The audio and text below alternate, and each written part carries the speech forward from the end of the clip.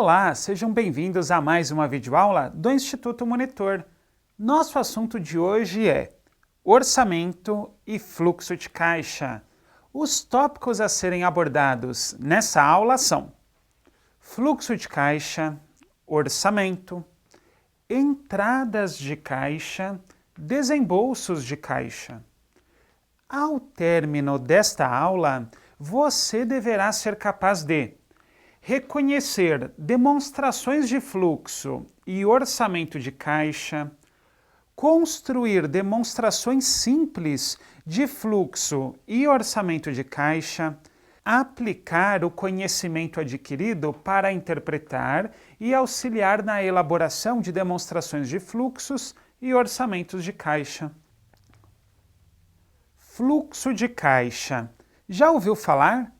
O que exatamente faz o fluxo de caixa?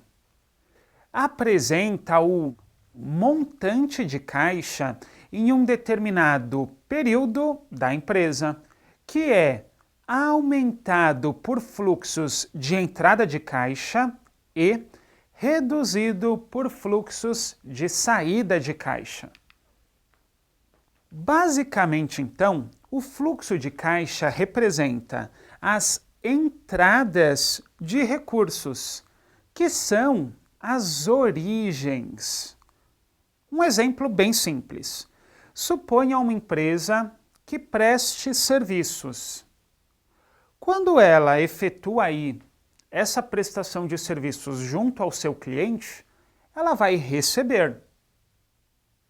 Quando esse dinheiro, vamos falar de uma forma bem básica, cai aí na conta da empresa, suponha que ela tenha uma conta em banco, isso para nós representa uma entrada em seu fluxo de caixa, uma origem em razão de uma prestação de serviços, de uma venda. Ótimo! E o que eu faço com essas origens de recursos? A partir delas, eu tenho condição de realizar dispêndios de caixa, que são as minhas aplicações. Para nós, funciona um pouco parecido. Você tem conta em banco? Bem possível que, aí no caso, você acompanhe o extrato da sua conta e aí temos uma forma bem simples de um fluxo de caixa. Vamos pensar assim, eu trabalhei durante todo o mês e aí a empresa me pagou o meu salário. Quando eu visualizo ali na minha conta corrente, no meu extrato, ele aparece ali o crédito na minha conta, que é o salário. A partir desse momento, eu começo a realizar os meus dispêndios, as minhas aplicações. Adquiro mercadorias no supermercado, pago o plano de saúde, cinema, entre outras coisas. Numa organização, funciona parecido. Ela tem as receitas e as despesas. Qual é o demonstrativo contábil que vai então apresentar essas entradas e saídas, origens e aplicações? Justamente o fluxo de caixa. E temos 3 tipos: fluxos operacionais, fluxos de investimentos, fluxos de financiamentos. O primeiro, os fluxos operacionais, basicamente é aquela situação do dia a dia, a rotina da empresa. Pagamento de funcionários, conta de luz, conta de água, o aluguel. Ou seja, aqueles gastos correntes de uma determinada organização e necessários para que ela possa manter a sua operação. A exemplo de uma indústria, a exemplo de um comércio. Ótimo, esses são os fluxos operacionais. Mas temos também os fluxos de investimento. Aqui a minha preocupação está mais ligada à aquisição, por exemplo, de ativos fixos, imobilizado, maquinário.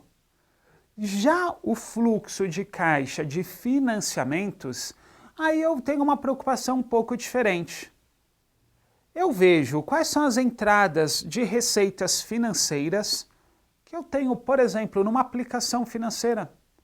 Quais são as saídas com despesas de juros e de amortizações.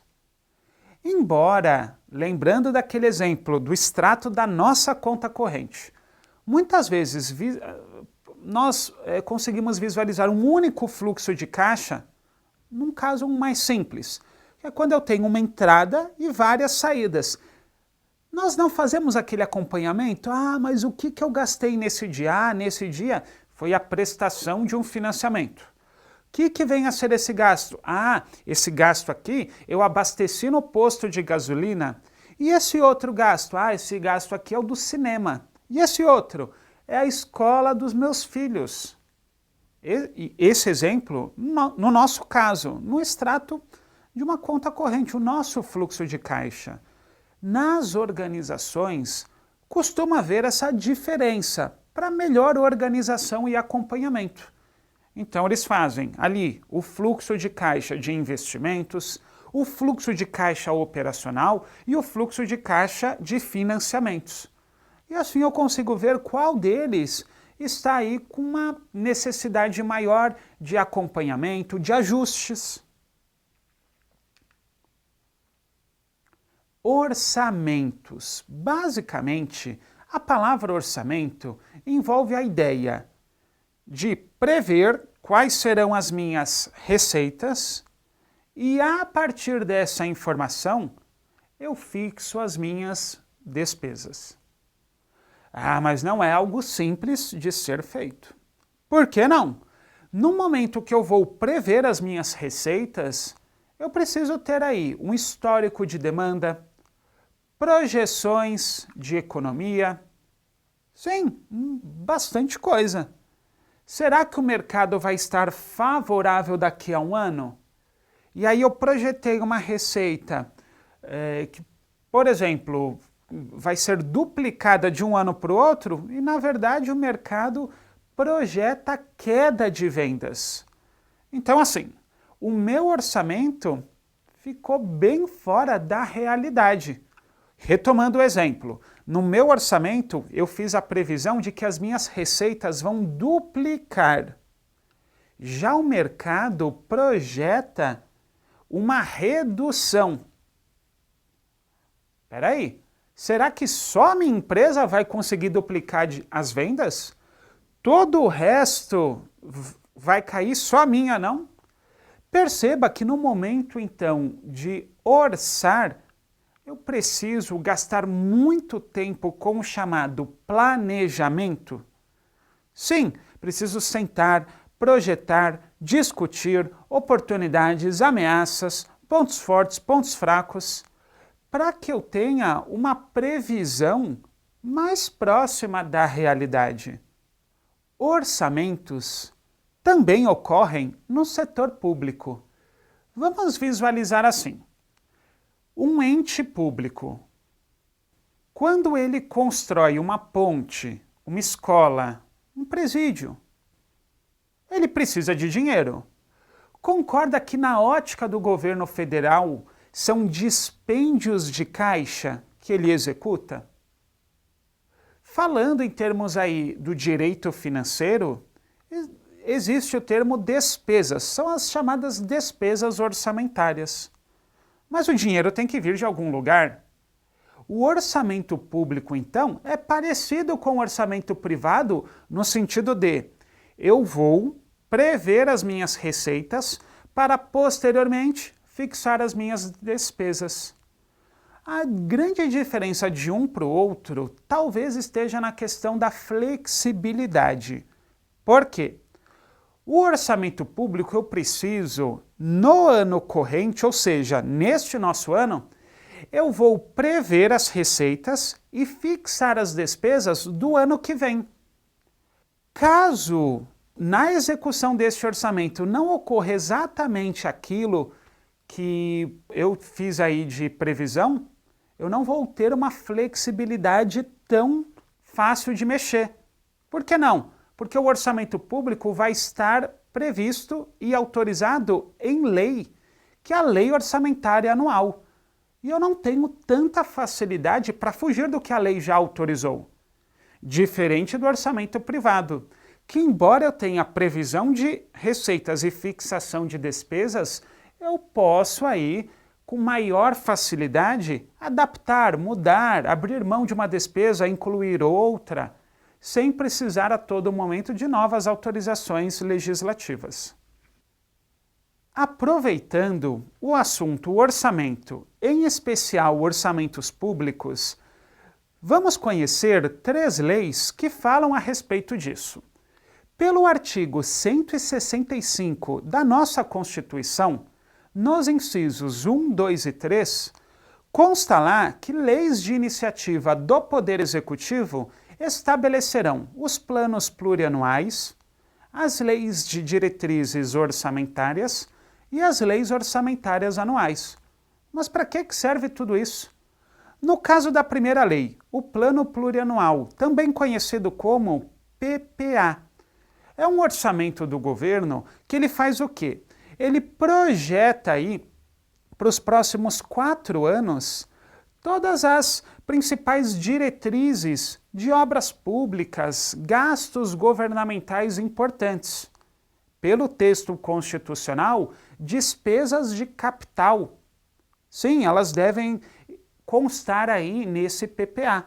Presídios, escolas, transposição, por exemplo, do Rio São Francisco, deve aparecer lá no PPA.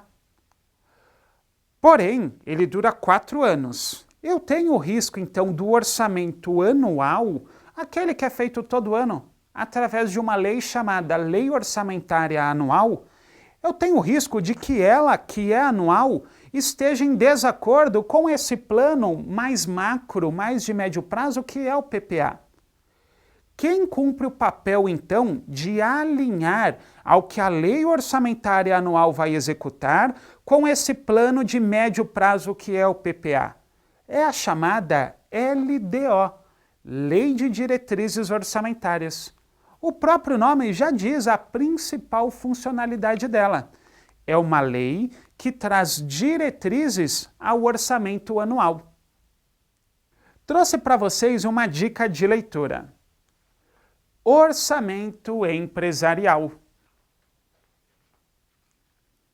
Chegamos ao final de mais uma videoaula do Instituto Monitor sobre orçamento e fluxo de caixa. Espero que tenham gostado. Frequente nossas redes sociais. Até a próxima!